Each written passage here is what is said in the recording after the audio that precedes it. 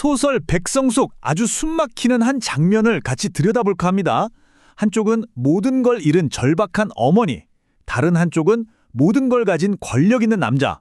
이 둘 사이에 놓인 단 하나의 비밀이 모든 걸 뒤바꿔 놓습니다. 이들의 대결, 지금부터 함께 따라가 보시죠. 이야기는 이 강렬한 문장으로 시작됩니다. 허나연이라는 여인이 단 하나의 목표에 사로잡혀서 저 거대한 저택주의를 계속 맴돌고 있는 거죠. 눈빛에는 거의 광기 어린 집착이 서려 있습니다. 나연의 목표는 딱 하나, 오래전에 잃어버린 아들을 찾는 거였어요. 그런데 그 아들이 어디에 있나 했더니 하필 이 지역 최고의 부자인 임배봉 가문의 저택 안에 살고 있었던 겁니다. 그녀는 몇 주 동안 담벼락 주위를 돌면서 정말 절박한 심정으로 기회만 엿보고 있었죠. 그 기다림은 정말 고통스러웠을 거예요. 처음 며칠은 희망이 있었겠죠. 하지만 열흘이 지나고 한 달이 다 되어가자 점점 절망감만 커집니다. 박물장수로 위장해서 들어가 볼까 생각도 했지만 들킬까봐 용기를 못 냈고요. 희망이 점점 사라져가던 그때였습니다. 바로 그때 그녀가 그토록 기다렸던 순간이 찾아온 겁니다. 육중한 대문이 꽥 하고 열리는 소리. 나연에게는 아마 세상이 열리는 소리처럼 들렸을 거예요. 나연은 얼른 담벼락 뒤로 몸을 숨깁니다. 잠시 후에 보모 한 명이 어린 남자아이 둘을 데리고 밖으로 나오는데요. 바로 이 순간 모든 것이 바뀝니다. 나연은 자기도 모르게 숨을 헉 하고 들이마십니다. 두 아이 중에 큰 아이의 얼굴을 본 순간 머리가 아찔해지고 온몸이 마비되는 듯한 충격. 그야말로 심장이 멎는 것 같았을 겁니다. 네, 바로 그 아이였습니다. 자기 아들. 몇 년이란 세월이 흘렀지만 엄마는 한눈에 알아보죠. 10달 동안 뱃속에 품었고 손수 씻기고 먹였던 바로 그 아이. 자기랑 똑 닮은 얼굴을 어떻게 잊겠어요. 틀림없었습니다. 여기서 나연은 엄청난 혼란에 빠집니다. 아니, 아들이 아빠랑 같이 있지 않다는 건 알았지만 어떻게 이 지역 최고 비단상인이자 자기 집안과는 원수지간인 임배봉네 집에서 살고 있냐는 거죠. 이건 정말 말이 안 되는 상황이었어요. 무력한 슬픔에 잠겨있던 그녀의 감정은 곧 단호한 분노로 바뀝니다. 그래, 더는 이렇게 기다리고만 있을 순 없다.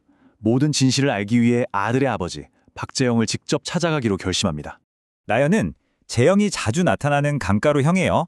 그리고 마침내 한적한 곳에서 그를 발견하고 피할 수 없는 대결을 위해 그의 앞을 막아섭니다.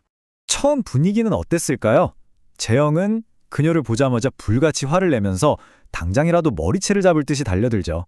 그런데 정말 놀랍게도 나연은 조금도 두려워하지 않고 아주 당당하게 맞섭니다. 여기서 나연의 태도가 완전히 달라집니다. 재영의 분노에 똑같은 분노로 맞받아치면서 오히려 그를 압도해버리죠. 재영은 순간 말문이 턱 막힙니다. 기선제압을 제대로 한 거죠. 재영은 머릿속이 복잡해집니다. 아니, 제가 도대체 뭘 믿고 저렇게 큰 소리를 치는 거지? 주변에 누가 숨어있나 싶어서 막 둘러보지만 아무도 없거든요. 그녀의 대담함이 도저히 이해가 안 가는 겁니다. 자, 바로 이 지점에서 나연이 자신의 비장의 무기를 꺼내듭니다. 이 한마디가요, 두 사람의 힘의 관계를 완벽하게 180도 뒤집어 놓습니다. 바로 이 한마디였습니다. 이 말은 재영에게 마치 얼음물을 뒤집어 쓴 듯한 충격을 주죠. 그 활활 타오르던 분노는 순식간에 사라지고 그 자리엔 차가운 공포만 남습니다. 저 여자가 아들의 존재를 알고 있구나. 재영은 어떻게든 상황을 되돌려보려고 필사적으로 다른 아이 유괴 미수 사건을 떠내면서 그녀를 범인으로 몰아가려고 합니다. 하지만 나연은 그보다 훨씬 더 끔찍한 그의 가장 치명적인 비밀을 자신이 알고 있다는 걸 드러내죠. 그리고 이 질문으로 쐐기를 박습니다. 나는 모든 걸 알고 있다는 확인사살이죠. 이 순간 상황의 주도권은 완벽하게 그녀에게 넘어옵니다. 재영의 싸움은 이걸로 끝난 겁니다. 나연은 이 기회를 놓치지 않아요.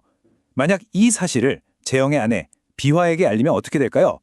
비화늘 집안은 임배봉 가문과 철천지 원수 사이인데 남편의 아들이 그 원수의 집에서 자라고 있다는 사실, 이건 재영에게 그냥 끝이 아니라 완전한 파멸을 의미했습니다. 그래서 나연은 최후 통첩을 날립니다. 보름, 딱 15일을 주겠다. 그때까지 돈을 가져오지 않으면 모든 걸 폭로하겠다고요. 힘의 균형이 완전히 역전된 거죠. 자, 이렇게 대결이 끝나고 패배한 재영은 이제 나연이 쳐놓은 거미줄에 단단히 걸려든 신세가 됐습니다. 그에게 다른 선택지는 없었죠. 재영은 정말 끔찍한 고통에 시달려요. 가게 계산대에서 몰래 돈을 훔칠 때마다 자기가 도둑이 된 것 같은 죄책감에 사로잡히죠. 하지만 나연의 협박에서 벗어날 방법이 없었습니다. 그런데 여기에 새로운 변수가 등장합니다. 바로 나루터집 살림을 돕는 아내의 이모, 우정댁이에요. 이분이 돈 문제에 있어서는 아주 철두철미한 분이거든요. 그녀의 예리한 눈이 무언가 잘못되고 있다는 걸 감지하기 시작합니다. 마침내 우정댁은 자신의 의심을 재영의 아내 비화에게 털어놓습니다. 오늘이 닷새째다. 이 한마디는 또 다른 거대한 위기가 시작되고 있음을 알리는 신호탄이었습니다. 하나의 비밀이 걷잡을 수 없는 파국을 향해 달려가고 있습니다. 과연 이 모든 일의 대가는 누가 또 어떻게 치르게 될까요? 이야기는 이제부터 새로운 국면으로 접어들게 됩니다.